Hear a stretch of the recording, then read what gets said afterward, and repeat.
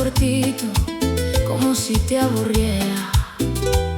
Yo pensé que era el trabajo, que era cansancio, pero el cariño no se enfría así nomás, sin razón. Y hay cosas que el cuerpo ya no aguanta, por más que la cabeza busque una excusa más. Un día simplemente se me cayó la venda y todo lo que ignoré de golpe se hizo cierto y me dolió. Qué fácil te cansaste de mí, mientras yo te sostenía hasta cuando fallabas tú.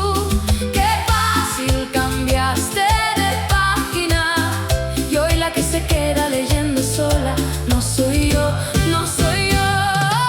Ándate tranquilo, no debes nada, ya me cansé de esperar lo que no vas a dar. Ándate ligero, sin explicarme nada, que yo aprendí a caminar sin necesitar mirar atrás.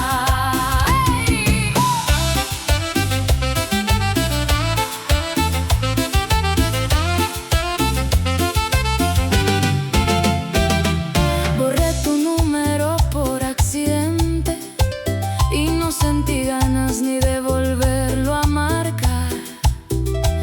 Me sorprendió lo fácil que fue soltarte, como si ya llevara tiempo practicando para este final. Y si algún día extrañas lo que tuviste, recuerda que tú fuiste quien decidió dejar.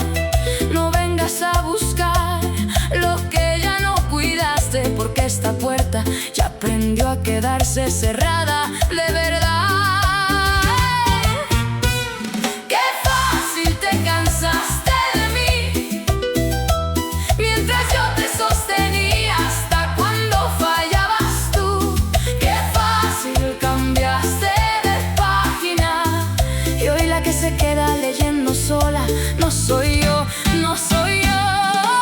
Ándate tranquilo, no debes nada, ya me cansé de esperar lo que no vas a dar. Ándate ligero, sin explicarme nada, que yo aprendí a caminar sin necesitar mirar atrás. Y no fue fácil dejar de esperarte, después de tanto tiempo poniéndote primero a ti. Pero hoy agradezco haber elegido quedarme con la única persona que nunca me va a mentir, yo aquí. Qué fácil te cansaste de mí, pero hoy soy yo la que brilla, la que sigue aquí.